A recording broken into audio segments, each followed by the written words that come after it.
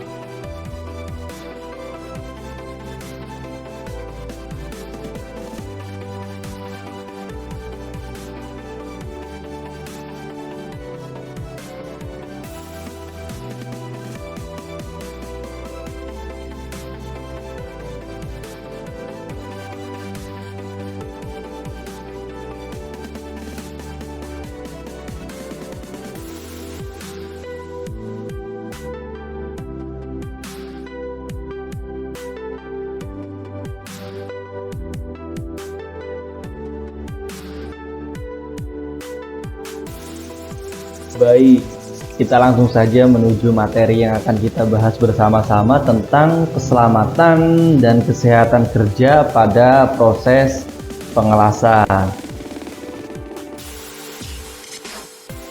Menurut OHSAS 18001 tahun 2007 mengemukakan keselamatan dan kesehatan kerja adalah semua kondisi dan faktor yang dapat berdampak pada keselamatan dan kesehatan kerja tenaga kerja maupun orang lain seperti kontraktor, pemasok, pengunjung, dan tamu di tempat kerja tersebut. Nah, OHSAS ini merupakan Occupational Health and Safety Assessment Series, yaitu standar internasional untuk penerapan sistem manajemen kesehatan dan keselamatan kerja atau biasa disebut manajemen K3. Ingat nih, ada beberapa faktor yang paling dominan pada keselamatan dan kesehatan kerja pada proses pengelasan tentunya ya. Faktor yang paling dominan ini ada 3. Yang pertama kecelakaan, yang kedua perbuatan tidak aman, dan ketiga kondisi yang tidak aman. Kecelakaan, apa sih kecelakaan ya? Kita kan nggak asing nih kecelakaan ya. Ternyata kecelakaan merupakan kejadian yang tidak diinginkan yang dapat menimbulkan cedera fisik seseorang bahkan fatal sampai kematian atau cacat seumur hidup dan kerusakan harta milik. Selanjutnya, kecelakaan biasanya akibat kontak dengan sumber energi di atas nilai ambang batas dari badan atau bangunan itu tersendiri.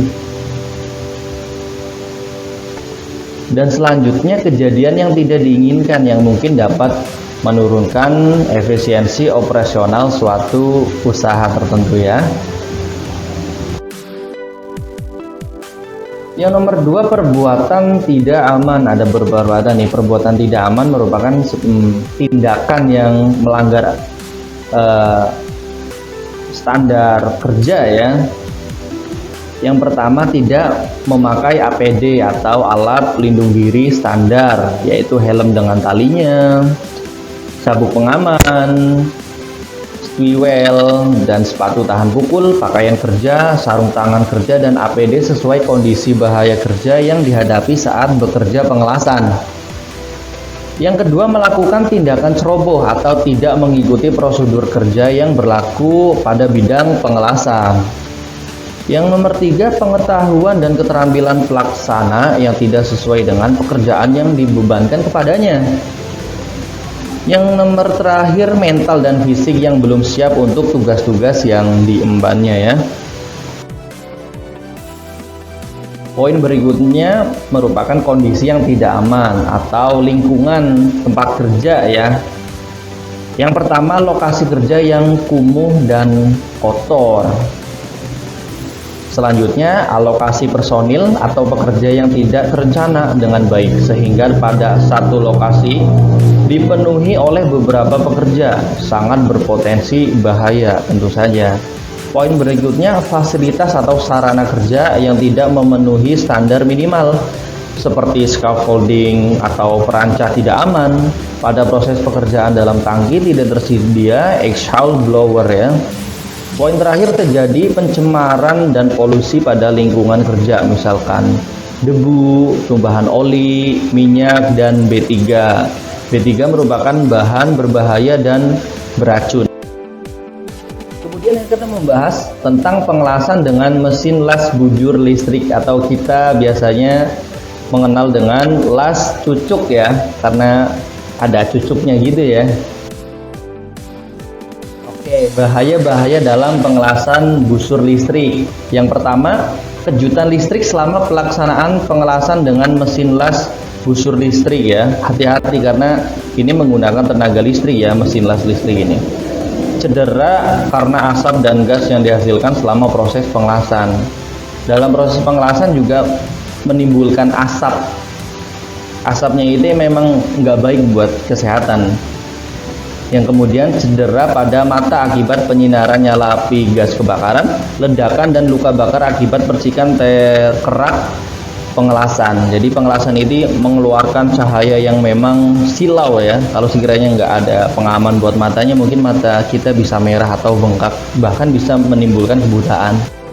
Selanjutnya, cara-cara mencegah bahaya selama pengelasan dengan bujur listrik.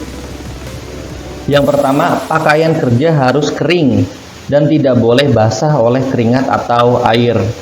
Kemudian sarung tangan harus terbuat dari kulit kering dan tanpa lubang pada ujung jarinya. Kemudian harus memakai sepatu karet yang seluruhnya terisolasi dan kuat ya. Selanjutnya, memastikan tidak adanya kebocoran arus listrik. Kemudian jika pembungkus kabel-kabel input atau output sobek dan kawatnya terbuka, maka tutuplah dengan pita isolasi atau ganti seluruhnya kabelnya ya. Kemudian ketika meninggalkan bengkel pengelasan untuk beristirahat, pastikan bahwa batang elektrode las telah dilepas dari ganggang elektrode. Biasanya kan kita melihat ada ganggang elektrode yang seperti cucuk kayak lidi gitu ya, bisa dipasang kayak gini. Jadi kalau sekiranya kita mau beristirahat, pastikan elektrode ini terlepas dari ganggangnya ya, karena bisa menimbulkan bahaya-bahaya yang tidak diinginkan seperti itu.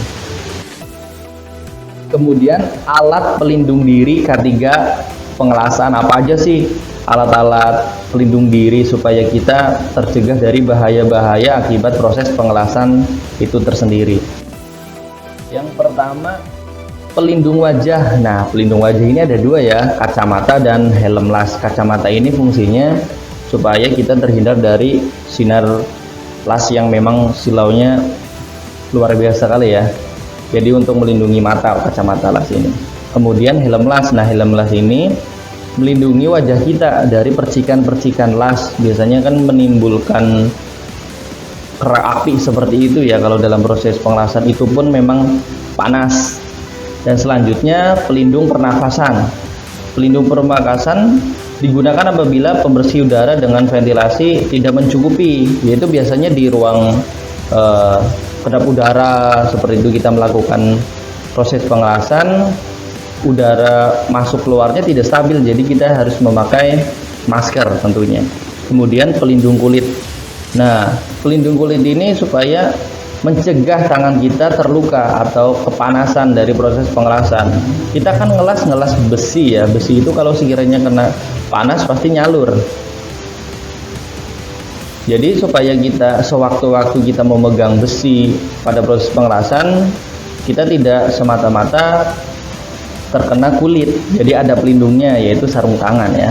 Kemudian pelindung telinga. Nah, pelindung telinga ini melindungi telinga kita dari bunyi-bunyi yang mengganggu dalam proses pengelasan. Kita melakukan pengelasan tapi ada bunyi-bunyi yang sangat mengganggu, jadi konsentrasi kita pada proses pengelasan buyar, makanya kita harus menggunakan pelindung telinga seperti itu ya.